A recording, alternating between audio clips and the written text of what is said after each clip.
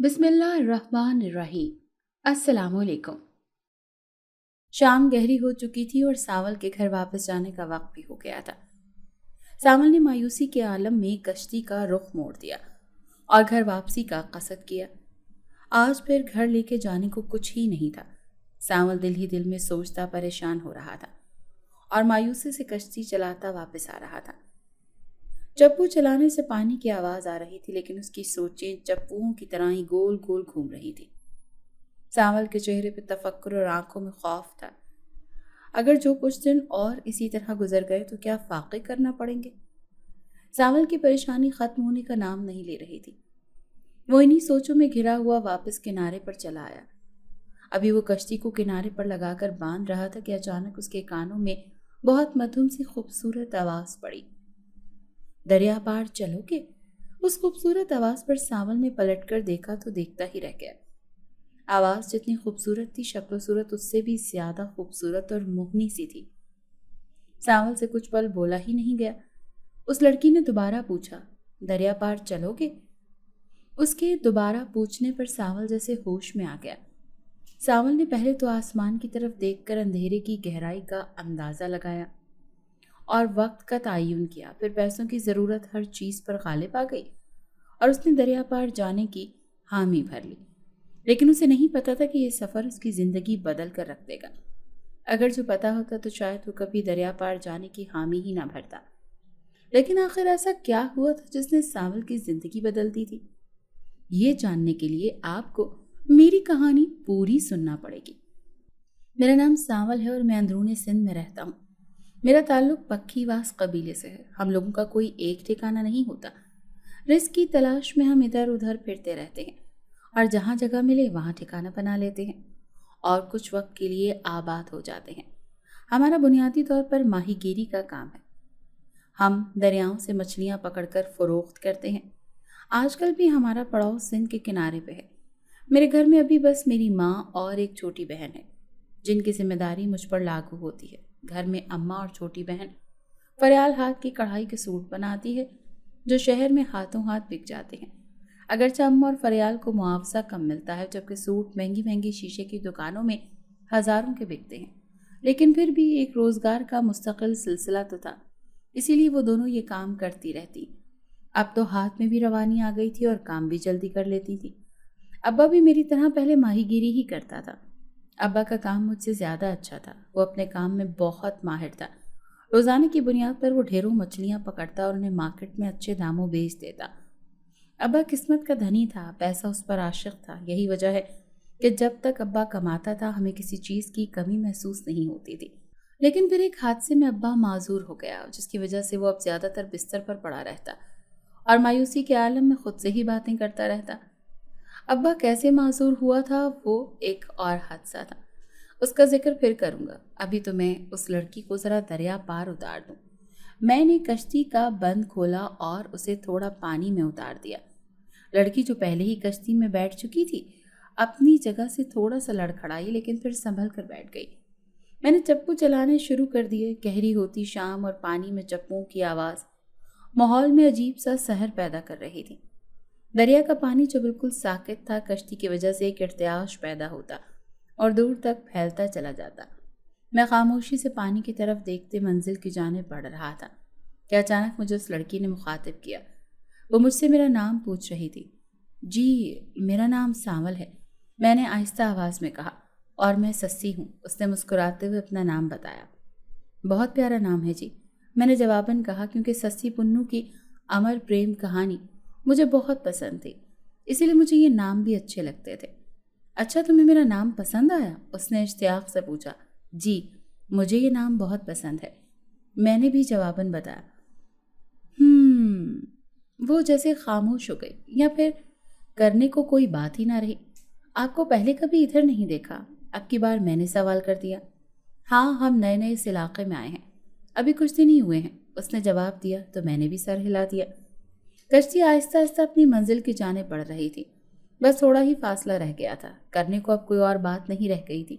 तो मैं भी खामोश बैठा रहा और वो भी शायद किसी सोच में गुम थी।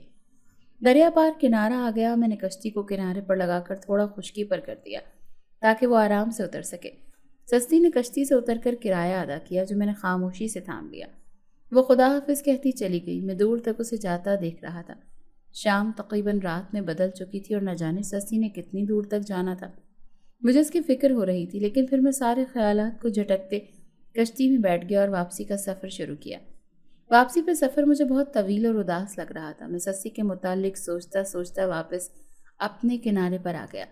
کشتی کو بند باندھنا اور کشتی میں پڑا اپنا سامان جھک کر اٹھانے لگا، لیکن میری نظر سامنے پڑی چمکتی ہوئی چیز پہ تو میں حیران ہوتے ہوئے آگے بڑھا اور جھک کر اسے اٹھا لیا۔ وہ ایک موتی تھا، ایک بہت خوبصورت موتی۔ میں نے آج سے پہلے کبھی ایسا موتی نہیں دیکھا تھا۔ وہ شاید سستی کا تھا اور وہ یہاں گرا بیٹھی تھی۔ میں یہی سوچ کر اسے اٹھا کر جیب میں ڈال لیا کہ جب وہ دوبارہ ملے گی تو اسے واپس کر دوں گا۔ میں نے اپنا سامان اٹھایا اور گھر کی طرف نکل پڑا۔ اماں اور فریال اس وقت بھی کپڑا لے کر بیٹھی کڑھائی ہی کر رہی تھی۔ میں دونوں کو سلام کرتا اپنے سامان کا تھیلا ایک طرف رکھ کر نہانے چلا گیا۔ میں نہا کر نکلا تو اماں جلدی سے میرے کھانے کے لیے کچھ لے کر آ گئی۔ پہلے میں نے اماں کو آج کی کمائی تھما دی جو کہ اس نے بسم اللہ کہہ کر پکڑ لی۔ اماں نے مجھے کبھی یہ نہیں کہا تھا کہ یہ پیسے کم کیوں ہیں یا آج خالی ہاتھ کیوں چلے آئے۔ میں جو بھی اسے تھما دیتا وہ شکر کر کے پکڑ لیتی۔ اس وقت بھی اماں نے پیسے پکڑ کر پلو سے باندھ لیے اور اٹھ کر دوبارہ اپنا کام کرنا شروع کر دیا۔ میں نے کھانا کھا کر اللہ تعالیٰ کا شکر ادا کیا اور اٹھ کر برتن رسوئی میں رکھایا۔ کچھ دیر ابا کے پاس جا کر بیٹھ گیا اور ان سے ادھر ادھر کی چند باتیں کر کے اپنی چارپائی پر جا کر لیٹ گیا۔ چارپائی پر سیدھا لیٹے میری نظروں کے سامنے کھلا آسمان تھا جس میں چمکتے ستارے بہت بھلے لگ رہے تھے۔ ایسے ہی ستاروں کو دیکھتے ہوئے میرا دھیان اس موتی کی طرف چلا گیا۔ میں نے اسے جیب سے نکال کر دیکھا تو وہ بھی ایک ستارے کی طرح ہی چمک رہا تھا۔ اس کی چمک سے مجھے سسی کی آنکھیں یاد آ گئیں جن کی چمک ان ستاروں کی سی ہی تھی۔ میں سسی کے بارے میں سوچنے لگا۔ میں نے اسے پہلی بار آج دیکھا تھا تو نہ جانے کیوں ایسا لگ رہا تھا جیسے میں اسے برسوں سے جانتا ہوں۔ نہ جانے کب میں سسی کے بارے میں سوچتے سوچتے سو گیا، مجھے خبر ہی نہ ہوئی۔ صبح سویرے ہی میری آنکھ کھل گئی۔ نماز ادا کر کے میں نے اماں ابا کے ساتھ بیٹھ کر ناشتہ کیا۔ ناشتے کے دوران ہی اماں کہنے لگیں کہ سامل میں چاہتی ہوں کہ اس سال فریال کی شادی کر دوں، تو بتا کیا کہتا ہے؟ میں نے تیرا بیاہ بھی تو ساتھ ہی کرنا ہے۔ اماں نے کہا تو میں اماں کی بات سن کر تھوڑا سا پریشان ہو گیا کیونکہ ابھی میرا کام بھی اچھا نہیں جا رہا تھا اور میرے پاس کوئی بچت بھی نہیں تھی۔ ایسے میں دو تو کیا میں ایک شادی کا خرچہ بھی نہیں اٹھا سکتا تھا۔ اسی لیے میں نے اماں سے صاف صاف کہہ دیا کہ اماں ابھی میں یہ خرچہ نہیں اٹھا سکتا، مجھے تھوڑا وقت دو، میرا کام تھوڑا سیٹ ہو جائے اور میں کچھ پیسے بچا لوں، پھر ہی میں اس طرح کا کوئی خرچہ کر سکوں گا۔ میری بات سن کر اماں کے چہرے پر پریشانی آ گئی، لیکن پھر وہ کہنے لگی کہ میں نے کمیٹی ڈالی تھی، فریال کو جو کڑھائی کے پیسے ملتے تھے وہ میں کمیٹی میں دے دیتی تھی۔ اب وہ کمیٹی 2 مہینے بعد کھلے گی، اسی لیے میں چاہ رہی تھی کہ تیری اور فریال کی شادی اکٹھے کر دوں تاکہ بیٹی جائے تو بہو آ جائے۔ اماں نے اپنی بات تفصیل سے کہی، تاہم میں نے پھر بھی اماں کو ٹال دیا اور کہا کہ ابھی مجھے تھوڑا وقت دے دو، میں ذرا سوچ لوں تو پھر ہی تمہیں بتاتا ہوں۔ یہ کہہ کر میں اٹھ کر کھڑا ہوا اور اپنا سامان کا تھیلا لے کر کنارے کی طرف چلنے لگا۔ میں اپنے آپ میں الجھتا سوچتا جا رہا تھا کیونکہ اماں کی بات نے صبح ہی صبح میرا موڈ خراب کر دیا تھا، لیکن پھر بھی میں نے اللہ کا نام لے کر کشتی کو دریا میں اتارا اور چپو چلاتے ہوئے کشتی آگے بڑھانے لگا۔ دریا میں کافی آگے جا کر میں نے جال پھینکا اور انتظار میں بیٹھ گیا۔ کچھ دیر بعد ہی مجھے جال میں ہلچل محسوس ہوئی۔ میں نے جال کو ہاتھ سے ٹٹول کر دیکھا تو وہ مجھے وزنی محسوس ہوا۔ میں نے پوری طاقت لگا کر جال کو کھینچنا شروع کر دیا۔ جال بہت وزنی تھا، میں پورا زور لگا کر اسے کھینچ رہا تھا اور جب وہ اوپر پانی کی سطح پر آ گیا تو میں دیکھ کر حیران رہ گیا کہ جال چھوٹی بڑی مچھلیوں سے بھرا ہوا تھا۔ ایسا میرے ساتھ پہلی بار ہوا تھا کہ مجھے اتنی بڑی مقدار میں مچھلیاں ملی ہوں۔ میں نے جلدی سے جال اندر کشتی میں پھینکا اور مچھلیوں کو حیرانی سے دیکھنے لگا۔ مچھلیوں کی ایک بڑی تعداد آج میں نے پکڑ لی تھی۔ مجھے لگا کہ یہ اس بات کا نتیجہ ہے جو اماں نے صبح میرے ساتھ کی تھی، اسی لیے اللہ نے بندوبست کر دیا۔ میں اب خوشی خوشی کنارے کی طرف لوٹنے لگا۔ میں نے کنارے پر کشتی روکی اور بند لگانے کے بعد جال میں سے مچھلیاں نکال کر ٹوکریوں میں بھرنے لگا کہ اچانک میرے ساتھی ماہی گیر چاند کی آواز سنائی دی۔ کیا بات ہے سانول، آج تو بہت خوش ہے؟ چاند نے پوچھا تو میں نے اسے اپنی خوشی کی وجہ بتا دی۔ وہ بھی بہت حیران ہوا کہ آخر اس طرح مجھے اتنی مچھلیاں کیسے مل گئیں، جبکہ آج کل تو حالات بہت خراب تھے اور مچھلیاں ہاتھ ہی نہیں آتی تھیں۔ میں نے مچھلیاں ٹوکری میں بھری اور ان کو لے کر مچھلی منڈی چلا گیا۔ میری مچھلیاں کچھ دیر میں ہی ہاتھوں ہاتھ بک گئیں۔ آج کتنے عرصے کے بعد میرے پاس اتنے پیسے آئے تھے۔ میں وہاں سے بازار چلا گیا، گھر کی ضرورت کی کچھ اشیاء خریدی، کچھ پھل وغیرہ لیا اور خوشی سے سرشار گھر واپس آ گیا۔ اماں نے جو مجھے یوں لدا پدا آتے دیکھا تو پہلے تو بہت حیران ہوئی، لیکن پھر جب میں نے انہیں آج کی کمائی کے بارے میں بتایا تو بہت خوش ہوئیں۔ فریال نے جلدی سے سب چیزیں سمیٹی اور سموسے پلیٹوں میں نکال کر لے آئی۔ گرما گرم سموسے آج بہت عرصے بعد کھائے تھے۔ پھر فریال کے ہاتھوں سے بنی مزیدار سی چائے نے ماحول کا لطف ہی دوبالا کر دیا کہ اچانک اماں نے وہی بات پھر سے چھیڑ دی۔ صبح تو کتنا پریشان تھا اور مجھے بھی پریشان کر گیا تھا، دیکھ اللہ نے کتنی آسانیاں پیدا کر دی، تجھے کتنا منافع ملا۔ اماں نے کہا تو واقعی میں نے اللہ کا شکر ادا کیا کہ اس نے مجھے اتنا نوازا۔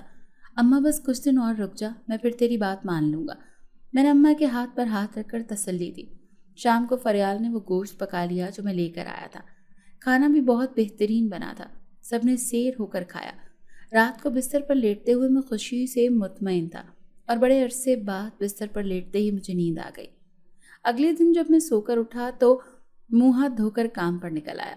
وہ موتی آج بھی میری جیب میں تھا کیونکہ میرا ارادہ تھا کہ جب مجھے سستی نظر آئے گی اسے میں یہ واپس کر دوں گا۔ میں نے کشتی کا بند کھولا اور کشتی لے کر دریا میں چلا گیا۔ جال پھینکا اور کچھ ہی دیر میں ڈھیروں مچھلیاں جال میں آ چکی تھیں۔ میں بہت خوش ہوا، آج بھی مجھے بہت مال ملا تھا۔ میں واپس کنارے پر آ کر مچھلی منڈی میں فروخت کر آیا۔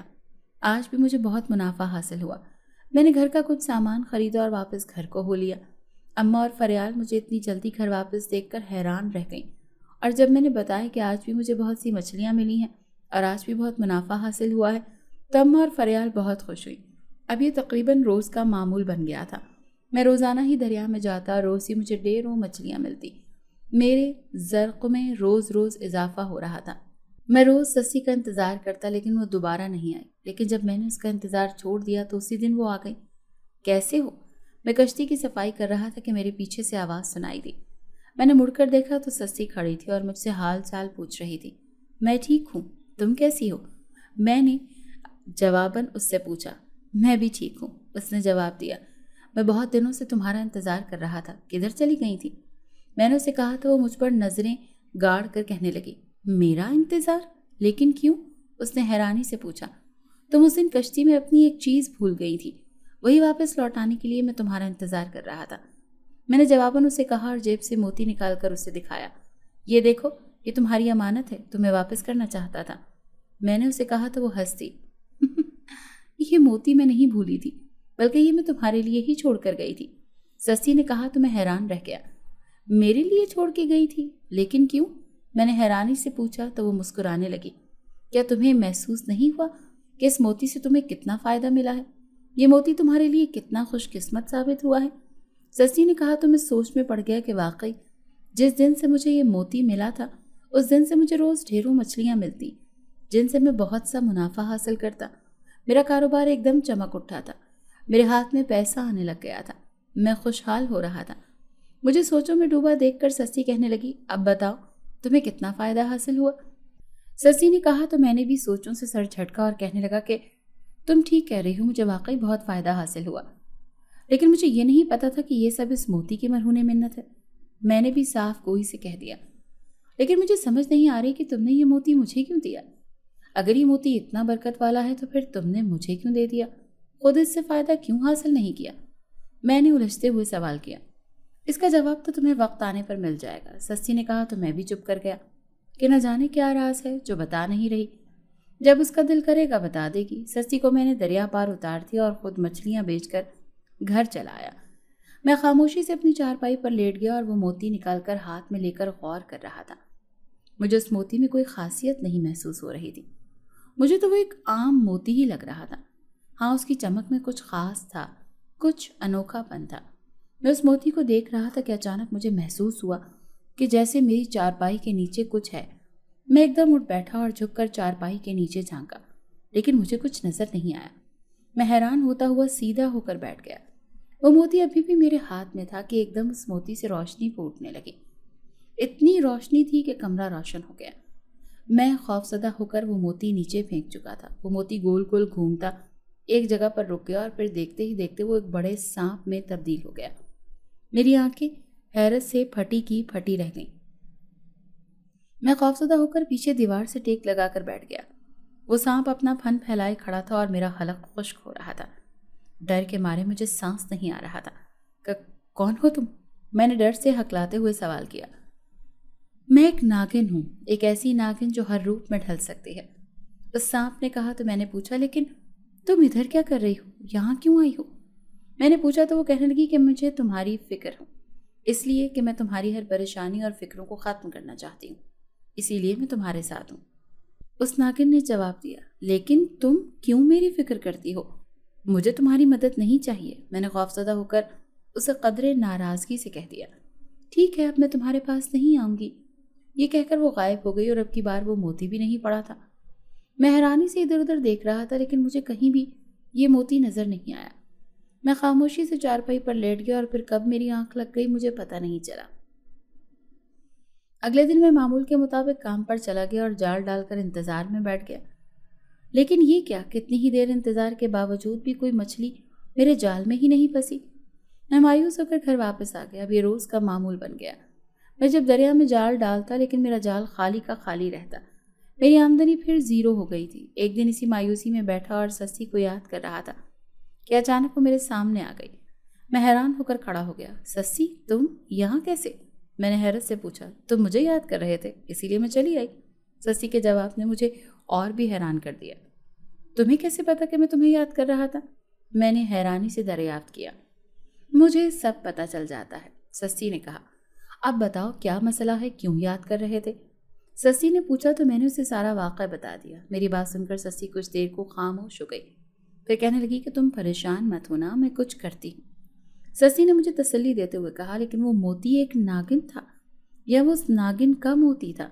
मैं उलझा सा सस्सी से पूछ रहा था। वो एक नागिन का मोती है, जिसे मनका बोलते हैं। वो बहुत कीमती होता है, इतना कीमती कि तुम्हारी नस्लें भी बैठ कर खा सकती हैं। सस्सी ने जवाब दिया तो मैं हैरान रह गया। लेकिन फिर तुमने मुझे वो मोती क्यों नहीं दिया? तुम्हें ज़रूरत नहीं थी? मैंने सस्सी से पूछा। क्योंकि मैं ही वो नागिन हूँ और वो मेरा ही मोती है। सस्सी ने जैसे इंकशाफ किया तो मैं एकदम डर कर पीछे हटा, लेकिन फिर कहने लगा, मजाक कर रही हो ना? मैंने सस्सी से कहा, लेकिन उसके असरात देखकर चुप का चुप कर गया। वो जो कह रही थी सच कह रही थी। उसकी आंखों में उस वक्त एक अजीब सी कशिश थी, एक अजीब सी पुरस्रारियत थी। इसीलिए मुझे उसकी बात पर यकीन हो गया। मैं खामोशी से वहां से उठा और चल दिया। मुझे समझ नहीं आ रहा था कि सस्सी क्यों मेरे पीछे पड़ी है, क्यों उसने मुझे वो मोती दिया, क्यों वो मेरी परेशानी को ख़त्म करना चाहती है। मैं अपने आप में उलझता और सोचता जा रहा था, लेकिन कोई सिरा हाथ नहीं आ रहा था। इसी बेनाम सी परेशानी में बहुत दिन गुजर गए कि एक दिन अचानक सस्सी फिर से मेरे सामने आ गई। हुआ यूं था कि मुझे कश्ती का बंद खोलकर दरिया में जा रहा था कि जब मैंने देखा कि एक बड़ा सा सांप कश्ती में पड़ा हुआ है। मैं थोड़ा आगे होकर देखना चाहा तो उसमें हल्की हल्की हरकत हुई। मैं डर कर पीछे हट गया। मैंने देखा कि अब वो सांप बैठ रहा था और फिर उसने मेरे देखते ही देखते सस्सी की शक्ल इख्तियार कर ली। मैं खौफजदा होकर रह गया और करीब करीब बेहोश होकर गिर पड़ा। न जाने जितने वक्त के बाद मुझे होश आया तो मैंने देखा कि मैं कश्ती में ही पड़ा हूँ, लेकिन सस्सी कहीं भी नहीं थी। मैंने नज़र घुमाकर इर्द गिर्द देखा, लेकिन वो मुझे कहीं नज़र नहीं आई। मैं उठ खड़ा हुआ और कश्ती से उतरकर किनारे पर बैठ गया। मेरे दिल में बेचैनी और घबराहट हो रही थी। मैं खौफजदा हो रहा था। इतने में मेरे पास सरसराहट हुई तो मैंने देखा कि सस्सी फिर मेरे पास मौजूद थी। सस्सी, मुझे ऐसे डराओ मत, तुम अपने इंसानी रूप में ही मेरे सामने आओ। मैंने जैसे सस्सी से इल्तिजा की तो वो अगले ही लम्हे मेरे सामने सस्सी के रूप में मौजूद थी। सस्सी, तुम मुझसे आखिर सच क्यों नहीं बता देती? आखिर ऐसा क्या मामला है जिसकी वजह से तुम मेरे पीछे हो और मुझे तुमने वो मोती भी दिया? मैंने जैसे थक हार कर सस्सी से इल्तिजा की। सावल ये बात तुम्हारे घर से ही शुरू होती है, तुम्हारे बाप से ये मामला शुरू होता है। सस्सी ने कहा तो मैं हैरान रह गया। मेरे बाप से? लेकिन वो तो माजूर है, और ऐसा क्या मामला है? मैंने सस्सी से पूछा। हाँ, वो तो बाद में माजूर हुआ था, लेकिन इससे पहले तो वो ठीक था ना। उसने हमारे साथ बहुत ज्यादती की है, उसने हमारी नस्ल के साथ ज्यादती की है। सस्सी ने जैसे दुख भरे लहजे में कहा तो मैं मजीद परेशान हो गया और उलझ गया। तुम मुझे खुलकर बताओ कि क्या बात है। मैंने इसरार किया। ठीक है, मैं तुम्हें बता देती हूँ, लेकिन तुम्हें वादा करना होगा कि मेरी मदद करोगे। सस्सी ने कहा तो मैं थोड़ी कश्मकश में पड़ गया। मैं अभी इसी तरह वादा नहीं कर सकता, लेकिन मैं कोशिश ज़रूर करूँगा कि मुझसे जो हो सका मैं तुम्हारी मदद ज़रूर करूँगा। मैंने सस्सी को एतमाद दिलाते हुए कहा। ٹھیک ہے، تو پھر میری بات سن کر تم نے فیصلہ کرنا ہے کہ تمہیں میری مدد کرنا چاہیے یا نہیں، سسی نے کہا، اور پھر اس نے اپنی کہانی بیان کرنا شروع کی۔ سسی کی کہانی، اس کی زبانی سنتے ہیں۔ میرا نام سسی ہے اور میرا تعلق سانپوں کی اس نسل سے ہے جو بہت قیمتی اور نایاب ہوتے ہیں۔ ایسے سانپ بہت قیمتی ہوتے ہیں اور ان کی قیمت لاکھوں میں ہوتی ہے۔ ان سانپوں کی مدد سے دوائیاں تیار کی جاتی ہیں، زہر تیار کیے جاتے ہیں اور بھی بہت سے کاموں میں استعمال کیا جاتا ہے۔ ہمیں پکڑنے کے لیے بہت قابل سپیرے تیار کیے جاتے ہیں جن کو ایک مخصوص دھن کی تیاری کروائی جاتی ہے، جس سے ہماری نسل کے سانپ مدہوش ہو کر خود بخود اس آدمی کے پاس آ جاتے ہیں۔ ایسے ہی ایک دن ہم جنگل میں اپنی مخصوص جگہ پر تھے کہ سپیروں کی دھن سنائی دی۔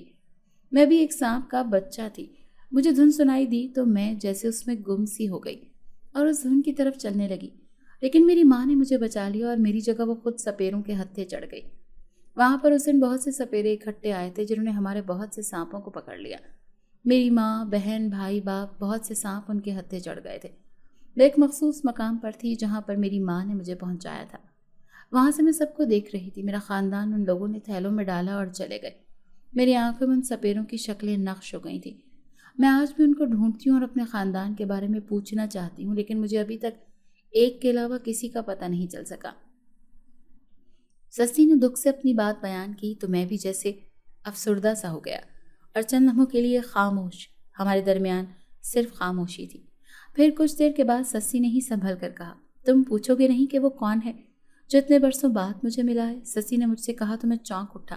ہاں بتاؤ، کون ہے وہ جو اتنے برسوں کے بعد تمہیں ملا اور تم نے پہچان بھی لیا؟ میں نے بھی استفسار کیا تو سسی نے جو کہا وہ تو میں خواب میں بھی گمان نہیں کر سکتا تھا۔ میں تو سوچ بھی نہیں سکتا تھا کہ ایسا بھی کچھ ہو سکتا ہے۔ سسی کے مطابق وہ شخص میرا باپ تھا۔ نہیں، ایسا نہیں ہو سکتا، میرا باپ تو ماہی گیر ہے، سپیرا نہیں ہے، وہ ایسا نہیں کر سکتا۔ میں نے سسی کو جھٹلایا اور اٹھ کھڑا ہوا۔ میرے اٹھتے ہی سسی بھی تیزی سے اٹھی اور کہنے لگی، اگر تمہیں میری بات پر یقین نہیں ہے تو ایک بار اپنے باپ سے پوچھ کر دیکھ لو، تمہیں سب پتہ چل جائے گا۔ سسی نے پورا اعتماد انداز میں کہا، لیکن میری ایک گزارش ہے کہ اپنے باپ سے میرے خاندان کے بارے میں ضرور پوچھنا کہ وہ کہاں ہے۔ سسی نے امید سے کہا تو میں نے سر ہلا دیا، تاہم میں بہت الجھ گیا تھا۔ ایک طرف مجھے سسی کی بات کا یقین بھی تھا اور دوسری طرف میرا دل یقین کرنے کو تیار بھی نہیں تھا۔ میں اسی کشمکش میں چلا آیا۔ ابا میں نظر پڑی تو عجیب سی کیفیات کا شکار ہو گیا۔ تاہم سارے خیالات چھٹکتا میں اپنی چارپائی پر لیٹ گیا اور مختلف سوچوں میں گم مجھے کب نیند آئی مجھے کچھ خبر نہ ہوئی۔ میری آنکھ ایک عجیب سے خواب سے کھلی تھی جس نے مجھے ہلا کر رکھ دیا۔ میں نے دیکھا کہ میں ایک پہاڑی پر چڑھ رہا ہوں۔ پہاڑ کا رنگ اور ساخت بہت مختلف ہے۔ میں اوپر چڑھتا جا رہا ہوں کہ اچانک ایک طرف سے سانپ نکل کر آتا ہے۔ میں اسے اچانک اپنے سامنے دیکھ کر ڈر جاتا ہوں اور پیچھے ہٹنے کی کوشش میں کتنے ہی قدم پیچھے نیچے گر جاتا ہوں۔ تاہم ایک جگہ سنبھل کر میں کھڑا ہوتا ہوں تو دیکھتا ہوں کہ وہ سانپ سامنے ہی پھن پھیلائے کھڑا ہے۔ میں بھی تھوڑا چوکنا ہو گیا اور اپنی جگہ پر ساکت کھڑا اسے دیکھنے لگا۔ میں نے کچھ دیر بعد تھوڑا آگے بڑھنے کی کوشش کی تو سانپ بھی چوکنا ہو کر میری طرف دیکھنے لگا۔ میں تھوڑا اور آگے بڑھا تو سانپ نے مجھ پر حملہ کیا۔ مجھے خبر نہ تھی کہ میرے ہاتھ میں کیا تھا۔ میں نے بے خیالی میں وہ سانپ کو دے مارا اور پھر وہ سانپ مر گیا وہیں پر تڑپ تڑپ کر۔ کچھ دیر بعد وہ ساکت ہو گیا۔ میں حیرانی سے اس سانپ کی طرف دیکھ رہا تھا کہ کچھ ہی دیر میں ہر طرف سے سانپ نکلنے لگے اور میں گھبرا گیا اور خوفزدہ ہو کر پیچھے ہٹا۔ میری آنکھ کھل گئی۔ جب میری آنکھ کھلی تو میرا جسم پسینے میں بھیگا ہوا تھا اور دل کی دھڑکن بہت تیز تھی۔ اس خواب کا آنا مجھے عجیب سے خوف میں مبتلا کر رہا تھا۔ میں خاموشی سے اٹھ کر باہر آ گیا۔ سب سو رہے تھے اور ایک میں ہی بے چین سا پھر رہا تھا۔ کچھ ہی دیر کے بعد صبح ہو گئی تو میں سیدھا ابا کی طرف چلا آیا۔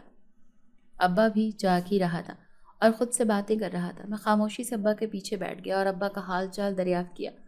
ابا بھی موڈ میں تھا تو ادھر ادھر کی باتیں کرنے لگا کہ اچانک میں نے پوچھا، ابا کیا تو نے کبھی سپیرے کا کام کیا ہے؟ میں نے بھی اتنا ہی کہا تھا کہ ابا کے جیسے ایک لمحے کے لیے رنگ اڑ گیا، لیکن اگلے ہی لمحے سنبھل کر کہنے لگا، نہیں، میں نے تو کبھی یہ کام نہیں کیا۔ ابا نے تو صاف انکار کر دیا۔ لیکن میں نے پھر ابا سے کہا کہ ابا تو ایک بار سوچ لے، شاید کبھی تو نے یہ کام کیا ہو۔ میں نے پوچھا، لیکن ابا نے صاف انکار کر دیا، بلکہ الٹا کہنے لگا کہ میں نے تو ایسا کبھی کچھ کیا ہی نہیں۔ میں خاموش ہو کر بیٹھ گیا اور کچھ کہا نہیں۔ تو ابا تھوڑی دیر بعد خود ہی کہنے لگا کہ تجھے یہ بات پوچھنے یا کرنے کا خیال کیوں آیا؟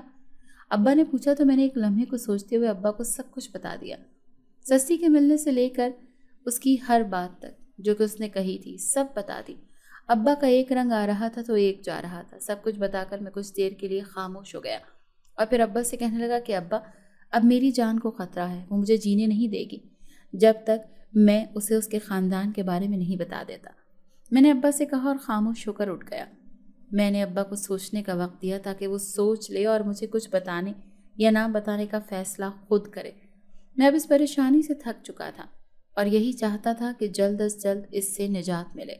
کچھ دن اسی طرح بے چینی سے گزر گئے۔ میں آج کل کام پر بھی نہیں جا رہا تھا کیونکہ جب میں کام پر جاتا تو مجھے کوئی مچھلی مل ہی نہیں رہی تھی۔ میرا جال بھرا ہوا نکلتا، اسی لیے میں گھر پر ہی خالی پڑا رہتا۔ ایک دن مجھے لگا کہ میرے کمرے میں کوئی ہے۔ میں اٹھ کر بیٹھ گیا۔ مجھے نیچے فرش پر حرکت سی محسوس ہوئی۔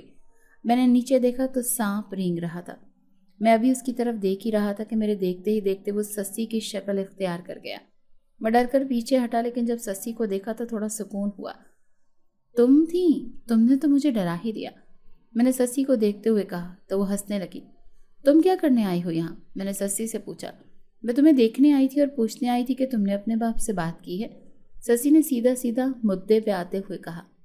نہیں، ابھی میری بات نہیں ہوئی، میں نے سسی سے نظریں چراتے ہوئے جھوٹ بولا تو وہ چپ کر گئی۔ مجھے اس کی خاموشی محسوس ہوئی تو میں نے اسے تسلی دیتے ہوئے کہا، تم فکر نہ کرو، میں جلد بات کر کے تمہیں بتا دوں گا۔ میں نے سسی کو تسلی دی تو وہ کہنے لگی، تم اپنے باپ سے جلدی بات کرو، اگر تم نے میرا کام کر دیا تو میں تمہیں بہت مالا مال کر دوں گی۔ سسی نے مجھے لالچ دیا تو میں اسے دیکھتا رہ گیا۔ کچھ دن ایسے ہی گزر گئے۔ میں اب ابا کے پاس بیٹھتا نہیں تھا۔ میں اس انتظار میں تھا کہ وہ خود مجھے کوئی بات کرے، اور پھر وہ دن آ ہی گیا جب ابا نے فریال کے ہاتھوں پیغام بھیج کر مجھے بلایا۔ میں سمجھ گیا کہ ابا کو کیا بات کرنی ہے۔ میں ابا کے پاس جا کر خاموشی سے بیٹھ کے اور ابا کی طرف دیکھنے لگا۔ ابا کچھ دیر خاموش رہا اور پھر ابا نے اپنی کہانی شروع کی، جو کہ ابا کی زبانی ہی آپ کو سنانے لگا ہوں۔ میں پیشہ ور ماہی گیر تھا۔ مچھلیاں پکڑنا میرا پیشہ ہی نہیں بلکہ میرا شوق بھی تھا۔ میں بہت خوش ہوتا تھا اور رنگ برنگی مچھلیاں مجھے بہت اچھی لگتی تھیں۔ ان مچھلیوں سے میری اتنی کمائی ہو جاتی تھی کہ میرا گزر بسر ہو جاتا تھا۔ پھر گھر میں میری شادی کی بات شروع ہوئی اور مجھے میری اماں نے کہا کہ بس اب 2 ماہ تک تیری شادی کر دینی ہے۔ میں اماں کی بات پر راضی تھا، خوش تھا، کیونکہ جس کے ساتھ میری منگنی ہوئی تھی مجھے وہ بہت پسند تھی۔ تو میں بھی دن گن گن کر گزارنے لگا کہ انہی دنوں میری ملاقات آفاق سے ہوئی۔ آفاق میری طرح جوان تھا اور زندگی میں کچھ کرنا چاہتا تھا۔ میری اور اس کی اچھی گزرنے لگی۔ ہم جب فارغ ہوتے ایک دوسرے کے ساتھ وقت گزارتے۔ بہت کم وقت میں ہم کافی قریب آ گئے، ایک دوسرے کے ہمراہ ہو گئے تھے۔ پھر ایسے ہی ایک دن باتیں کرتے کرتے آفاق کہنے لگا کہ یار مجھے تجھ سے ایک بات کرنی ہے۔ آفاق نے کہا تو میں کہنے لگا ہاں ہاں بولو کیا بات ہے۔ میں نے بے فکری سے کہا تو آفاق نے جو کہا وہ سن کر میں دنگ رہ گیا۔ میرے گمان میں بھی نہیں تھا کہ آفاق مجھ سے ایسی کوئی بات کرے گا۔ آفاق نے کہا کہ میرے پاس ایک پلان ہے۔ میں نے سنا ہے کہ یہاں پر قریب کے جنگل میں ایسے سانپ موجود ہیں جو کہ بہت نایاب اور قیمتی ہیں، اور وہ بہت مہنگی دوائیوں میں استعمال ہوتے ہیں۔ اگر ہم ان سانپوں کو کسی طرح پکڑ لیں تو ہمارے بہت سے مسائل حل ہو سکتے ہیں۔ آفاق نے کہا تو میں بھی چونک گیا۔ اچھا وہ کیسے؟ میں نے آفاق سے پوچھا۔ وہ ایسے کہ ہم ان سانپوں کو پکڑ کر ان لوگوں کو فروخت کریں گے جو کہ دوائیوں والے ادارے میں ہوتے ہیں اور اس سے منافع کمائیں گے۔ آفاق نے کہا تو میں سوچ میں پڑ گیا۔ دیکھ یار کب تک ہم ایسے ہی کام کرتے رہیں گے؟ ہمیں بھی تو حق ہے نا کہ اپنی زندگی بدلیں، اپنے لیے راستے ڈھونڈیں۔ آفاق نے کہا تو میں سر ہلا گیا۔ ٹھیک کہہ رہے ہو، لیکن ہم سانپوں کو پکڑیں گے کیسے؟ میں نے کشمکش سے بھرے انداز میں پوچھا۔ وہ تم مجھ پر چھوڑ دو، میرے پاس کچھ سپیرے ہیں جو کہ ایسے کاموں کے ماہر ہیں۔ آفاق نے کہا تو میں نے سر ہلا دیا اور پھر ہم نے اگلا منصوبہ ترتیب لے لیا اور ایک دن طے کر لیا۔ منصوبے کے مطابق ہم ایک جگہ پر اکٹھے ہو گئے اور سپیروں کو لے کر جنگل کی طرف نکل گئے۔ سپیروں نے جنگل کے وسط میں جا کر ایک مخصوص قسم کی دھن بجانی شروع کی۔ کچھ ہی دیر میں دیکھتے ہی دیکھتے وہاں پر سانپ اکٹھے ہونا شروع ہو گئے۔ چھوٹے بڑے بہت سارے سانپ تھے جن کو دیکھ کر میں خوفزدہ ہو گیا، لیکن وہ سارے سانپ ایسے تھے جیسے کہ مدہوش ہوئے ہوں۔ اس دھن نے انہیں بالکل بیگانہ کر دیا تھا۔ سپیروں نے ایک ایک کر کے انہیں تھیلے میں ڈالا اور ہم وہاں سے نکل آئے۔ میرا دل بہت تیزی سے دھڑک رہا تھا۔ مجھے خوف بھی تھا کہ اتنے سارے سانپ ہیں، ہم پر مل کر حملہ ہی نہ کر دیں، لیکن آفاق بالکل مطمئن تھا، وہ بالکل نہیں ڈر رہا تھا۔ آفاق نے سپیروں کو پیسے ادا کر دیے اور ان سے سانپوں والے تھیلے لے لیے۔ سپیروں کے جانے کے بعد میں نے آفاق سے پوچھا کہ اب کیا کرنا ہے۔ سے پوچھنے پر آفاق کہنے لگا کہ آپ جو بھی کرنا ہے کل کریں گے، ابھی تو ایک زبردست سا کھانا کھاتے ہیں اور گھر جا کر سکون سے سوتے ہیں۔ آفاق کی بے فکری سے کہنے پر میں بھی خاموش ہو گیا۔ फिर हमने वहाँ से अच्छा सा खाना खाया और अपने अपने घरों को चल दिए।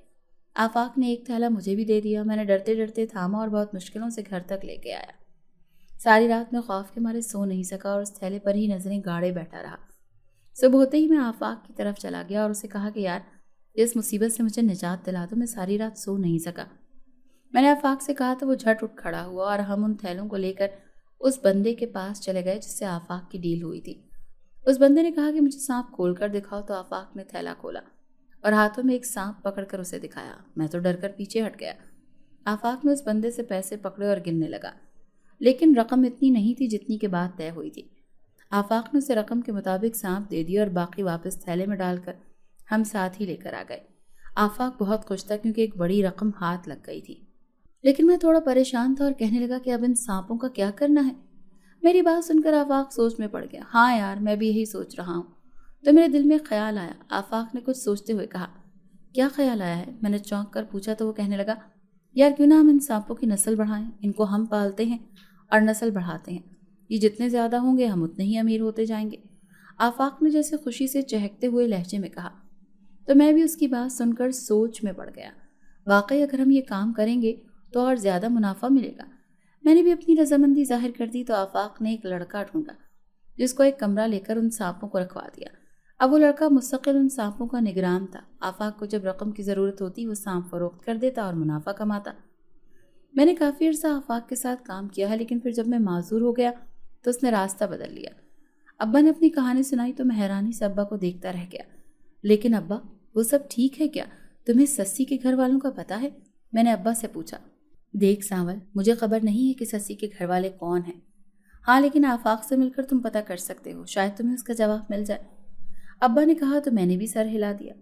मैं अब्बा से आफाक का पता लेकर उसके पास चला गया और जाकर अपना तारुफ करवाया तो वो अब्बा के हवाले से बहुत खुश हुआ।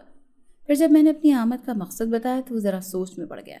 ठीक है, मैं तुम्हें उनसे मिलवा देता हूँ जो मेरे पास हैं, तुम उनको देख लो, शायद तुम्हारी तलाश खत्म हो जाए। आफाक ने कहा तो मैं भी रजामंद हो गया। मैंने आफाक के साथ अगले दिन का वक्त तय किया और वहाँ से निकल आया। मैं सीधा दरिया किनारे पहुंचा और सस्सी को पुकारने लगा। कुछ ही देर में सस्सी मेरे पास आ गई। कहो, क्या बात है? इतनी देर से क्यों बुला रहे हो? सस्सी ने कहा। तो मैंने उसे सारा मामला सुना दिया और उसे कहा कि कल वो मेरे साथ इधर आ जाएगी। सस्सी तो सुनकर हैरान रह गई और अगले दिन आने का कहकर चली गई। अगले दिन मुकर्ररा वक्त पर हम उधर पहुंच गए। मैंने आफाक को सस्सी का तारुफ करवाया तो मुझे लगा जैसे आफाक की आंखें चमक उठी हों। आफाक हम दोनों को लेकर उधर चला गया जहां उसने सांप की नस्लों की अफजाइश की हुई थी। वहां पर सस्सी तो जैसे एक एक सांप को देखने लगी और मैं आफाक से बातों में लग गया। कुछ देर बाद आफाक मेरे पास से उठकर चला गया, ये कहते हुए कि मैं अभी 5 मिनट में आया। इतनी देर में एक सपेरा बीन बजाता हुआ आ गया। उसकी बीन में ऐसी आवाज़ और सांस था कि सस्सी उसकी तरफ खींचने लगी। मुझे पहले तो इस बात का एहसास तक न हुआ, लेकिन फिर जब मुझे एहसास हुआ तो मैंने अपनी सी कोशिश की, उस सपेरे को रोकने लगा, लेकिन तब तक सस्सी बिल्कुल सर पर आ चुकी थी। मैंने एक झटके से हिम्मत करके उस सपेरे से बीन खींचा। उसका सांस टूट गया तो जैसे सस्सी एकदम होश में आ गई। सस्सी ने फन फैलाया और बढ़कर उस सपेरे को डस लिया। वो सपेरा एक झटके से नीचे गिरा और तड़पने लगा। मैंने आगे बढ़कर उस सपेरे के मुंह से कपड़ा हटाया तो मैं हैरान रह गया। वो सपेरा कोई और नहीं बल्कि आफाक था, जिस वक्त जहर से नीला पड़ने लग गया था। मैंने नफरत से उसे देखा और उसने धोखे से सस्सी को काबू करने की कोशिश की थी, लेकिन खुद कुदरत की पकड़ में आ गया और अब मौत के मुंह में खड़ा था। आफाक ने मेरी तरफ तरहम भरी नज़रों से देखा, लेकिन मेरे दिल में उसके लिए कोई रहम नहीं था और कुछ ही देर बाद आफाक ने वहीं पर दम तोड़ दिया। सस्सी और मैंने मिलकर सब सांपों को वहाँ से रिहा कर दिया। वहीं से हम निकले तो मैंने सस्सी से कहा कि सस्सी, मुझे माफ़ कर देना। मुझे बहुत कोशिश की कि तुम्हारे ख़ानदान का पता चल जाए, लेकिन मैं उनमें कामयाब नहीं हो सका। मैंने सस्सी से माजरत की तो वो हंसती। तुम माजरत ना करो, मुझे कोई गिला नहीं, बल्कि तुमने तो मेरी बहुत मदद की थी। मैं तुम्हारा बहुत शुक्रिया अदा करती हूँ। तुमने मेरा बहुत साथ दिया, जिसके लिए मैं तुम्हारी बहुत मशकूर हूँ। तुमने साबित कर दिया कि सब इंसान एक जैसे नहीं होते, बल्कि कुछ तुम्हारी तरह भी होते हैं जो बिला तफरीक दूसरे के काम आते हैं और बगैर किसी लालच के उनकी मदद करते हैं। सस्सी ने खुले दिल से मुझे सराहा तो मैं हंस दिया। सस्सी फिर वहाँ से चली गई और मैं अपने घर की तरफ चल दिया। अब्बा को जाकर मैंने सारी बात बताई और कहा कि किस तरह आफाक अपनी लालच के हाथों अपने अंजाम को पहुंचा। अब्बा ने सुनकर बहुत अफसोस का इजहार किया और ताज्जुब से सर हिलाता रह गया। میں واپس اپنی چارپائی پر لیٹ گیا۔ آج کافی دنوں کے بعد میں خود کو کافی ہلکا محسوس کر رہا تھا۔ کب نیند کی دیوی مہربان ہوئی مجھے کچھ خبر نہ ہوئی۔ رات کو آدھی رات کا وقت ہوگا جب میں نے خواب میں دیکھا کہ ایک خوبصورت جھیل ہے جس کا پانی نیلگوں مائل ہے اور اس میں سفید بطخیں تیر رہی ہیں۔ میں جھیل کے کنارے کھڑا ہوں اور بطخوں کو دیکھ رہا ہوں کہ اچانک اس پانی میں سے ریشم کے لباس میں ایک پری برآمد ہوتی ہے۔ وہ ہلکا ہلکا چلتے ہوئے میری طرف آتی ہے۔ میں اس پر نظریں گاڑے دیکھ رہا ہوتا ہوں کہ وہ ایک دم ایک خوبصورت سا موتی بن جاتی ہے۔ میں حیرانی سے اسے دیکھتا ہوں تو میری آنکھیں اس کی چمک سے چندیا جاتی ہیں اور پھر میری آنکھیں کھل جاتی ہیں۔ میں اٹھ کر بیٹھ جاتا ہوں اور اپنے خواب کو سوچتا ہوں تو حیران ہوتا ہوں۔ کیا ابھی بھی میرے لیے کچھ ایسا ہے جو مجھے ملنا ہے؟ میں حیرانی سے سوچتا ہوں اور اس طرح میری رات گزر جاتی ہے۔ صبح معمول کے مطابق اٹھ کر اپنے کام پر لگ گیا اور اسی طرح کشتی لے کر نکل گیا۔ میں نے اب اپنے دھیان میں کام کرنا شروع کر دیا۔ مجھے اب کسی بات کی فکر نہیں رہی تھی کہ ایک دن اسی طرح جب میں کشتی کا بند کھول رہا تھا کہ میرے پیچھے مجھے آواز سنائی دی، دریا پار چلو گے؟ میں نے آواز سن کر ایک دم مڑ کر دیکھا تو وہاں سسی کھڑی مسکرا رہی تھی۔ تم یہاں؟ میں ایک دم خوشگوار موڈ میں کہتے ہوئے اٹھ کھڑا ہوا۔ ہاں میں، سسی نے بھی مسکرا کر کہا۔ تو بتاؤ دریا پار چلو گے؟ سسی نے پوچھا تو میں نے اسے کشتی میں بیٹھنے کا اشارہ کیا۔ سسی کو کشتی میں بٹھا کر میں نے کشتی کو دریا میں اتارا اور چپو تھام کر کشتی چلانے لگا۔ سسی نے بھی کوئی بات نہیں کی اور نہ ہی میں نے کوئی بات کی۔ سناٹے میں پانی کی آواز دور دور تک محسوس ہو رہی تھی۔ دریا پار پہنچ کر میں نے کشتی کو کنارے لگایا اور سسی کو اترنے میں مدد کی۔ نیچے اتر کر سسی نے کہا، اچھا میں چلتی ہوں، اپنا خیال رکھنا۔ سسی نے کہا تو میں نے بھی اسے خدا حافظ کہا اور واپس کشتی میں بیٹھ گیا۔ میں سسی کو دور تک جاتا دیکھتا رہا جب تک کہ وہ نظروں سے اوجھل نہیں ہو گئی۔ میں کشتی کا رخ موڑنے لگا اور اچانک میری نظر وہاں پڑی جہاں سسی بیٹھی تھی۔ وہاں پر ایک چمکدار چیز پڑی ہوئی تھی۔ میں نے آگے بڑھ کر اسے اٹھا لیا، دیکھا تو یہ وہی موتی تھا جو سسی نے مجھے پہلے دیا تھا۔ میں موتی دیکھ کر ہنس دیا کہ اچانک اس موتی میں سے سسی کی آواز آئی، یہ موتی تمہارے لیے ہے۔ جو کچھ تم نے میرے لیے کیا، اس سب کے لیے یہ بہت چھوٹا تحفہ ہے۔ تم اسے فروخت کر کے اپنی ضرورتوں کو پورا کر لینا۔ سسی کی آواز آنی بند ہو گئی اور مجھے ایسا لگا کہ میرے دل کا بھی ایک کونا بند ہو گیا۔ میں نے وہ موتی مٹھی میں بند کر لیا۔ اسے فروخت کرتا یا نہیں، اس کا فیصلہ وقت نے کرنا تھا۔